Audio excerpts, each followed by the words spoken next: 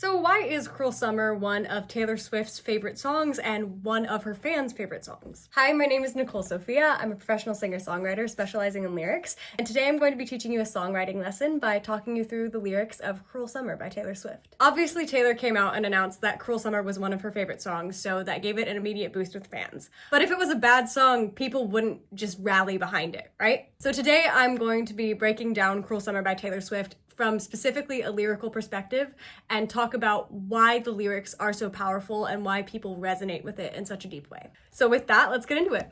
The song opens with a really strong line by starting with the phrase fever dream. Now, the reason fever dream is such an impactful first few words is because it immediately sets the stage for what's going on. So when you say fever dream, it immediately establishes that this event feels kind of hazy. We don't know what's real or fake. It's this feeling of being swept up in something that's almost mystical and magical, and you can't tell if it's real or if you've imagined it. And it sets up not only this heightened sense of emotion, but this ambiguity and kind of distorted sense of reality. So immediately within the first two words, she's set the scene for the song. And she set the scene using a phrase that is in common vernacular that people really know.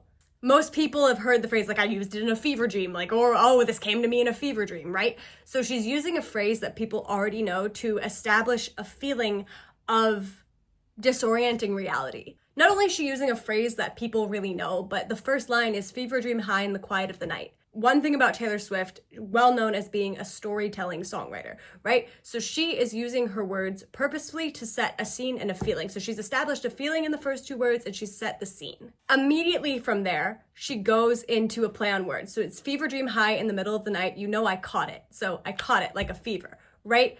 She is playing with our sense of what we know about the word fever. She's milking this phrase, she's milking these words for everything she can get. And she does this a few times throughout the song, and each time she does it, it scratches a little itch in our brain of like, oh, I see what you did there.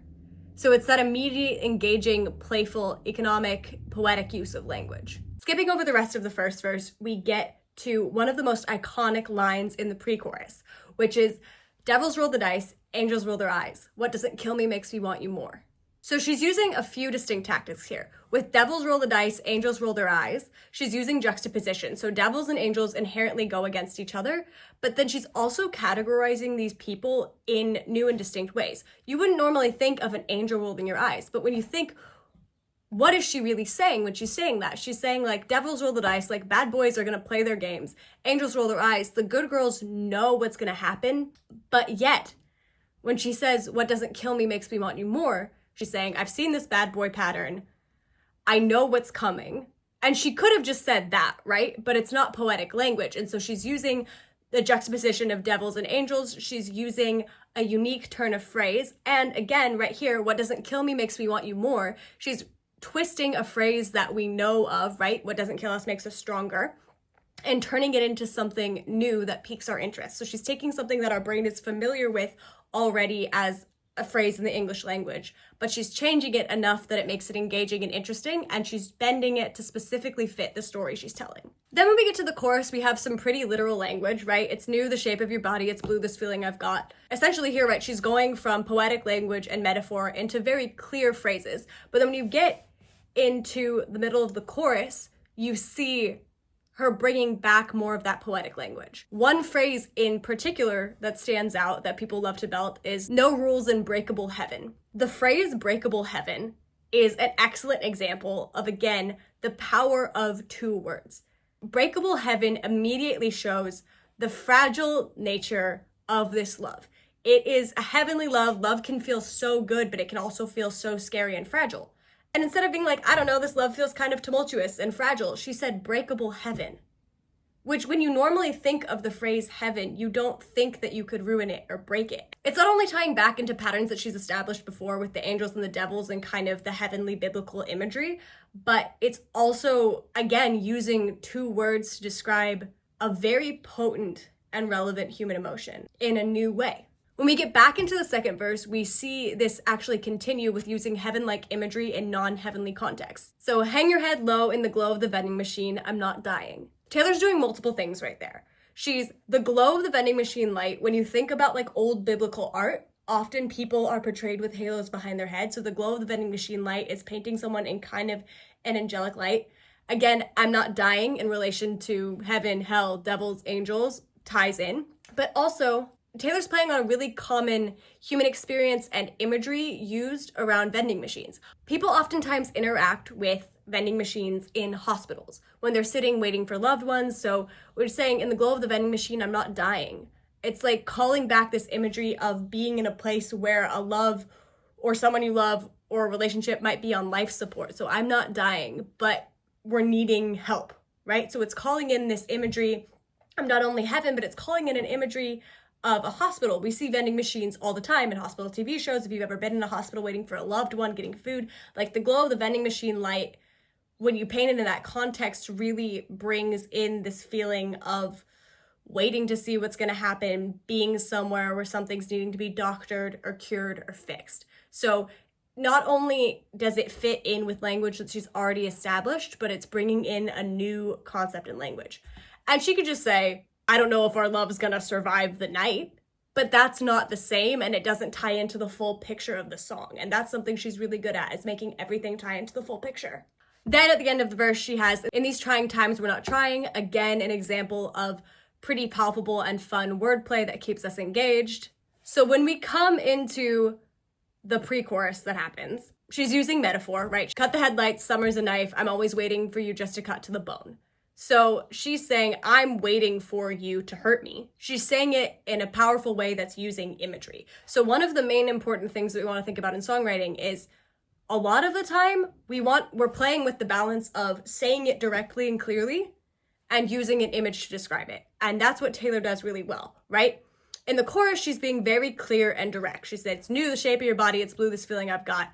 In her verses, she's using imagery and metaphor to tell the story, because it's the juxtaposition and how those two play with each other. And contrast is a really important idea in songwriting, not just from a melodic and verbal perspective, but also from an emotional perspective. Having moments of contrast, moments of conflict, different thoughts and processes going on in your songs can be a really powerful tool. Then Taylor finishes the pre-chorus with the line, and if I bleed, you'll be the last to know. That line encapsulates this relationship that she set up in the song, because it's showing this fear of vulnerability, this resistance and stubbornness to show your feelings, show your cards, because you don't want to show someone that they've hurt you. And it's a very universal feeling, right? We've all been like, if you hurt me, I'm going to pretend I don't care. But using it in a way, if I bleed, you'll be the last to know. I'm not going to show you you've hurt me. I'm not going to show you that you have that power over me.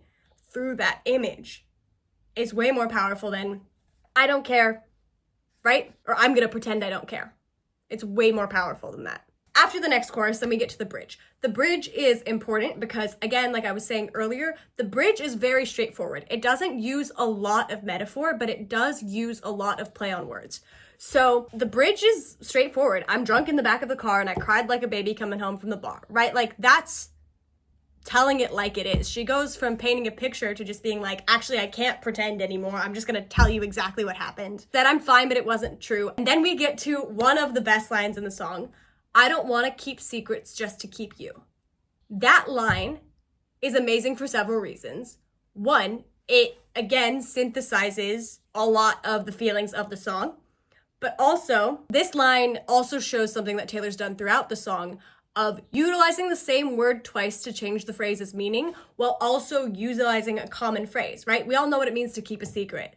We've all kept secrets from people, but we know the price, and she's illustrating the price of what this relationship is costing and what she is and isn't willing to do. And she could have very easily said, like, I'm tired, I don't want to hide anymore, which again is the essence of what's being said, but she's choosing a way to say it that resonates with language that we've heard and used, but then flipping that language on its head. And then at the very end of the pre-chorus, she ties it all back in by saying, he looks up grinning like a devil. So the whole time she's been using devil angel metaphor, and at the end of the pre-chorus, she establishes with clarity that he is in fact the devil, she is the angel, and it brings this whole usage of language that she's had throughout the song full circle. And then obviously we have the repeat chorus and the repeat bridge, and that's what wraps up the song. So, what are the key takeaways from this song? I want to know what stands out to you guys in the comments. Some of the things that stand out to me are how Taylor plays with turning common phrases on their head. For example, what doesn't kill me makes me want you more. How Taylor goes back and forth between using metaphor and poetic language and very clear and direct language, and she's doing that more so metaphor in the verses and clear direct language in the choruses and the bridge. And how Taylor has really established a story and a world of metaphor. So she's establishing the metaphor of angels, devils, heaven, glow, ethereal, which not only ties into the song, but when you look at it, like, ties into the entirety of the portrayal of the album artwork, which is why so many people love Taylor. It's because everything is so meticulously thought through.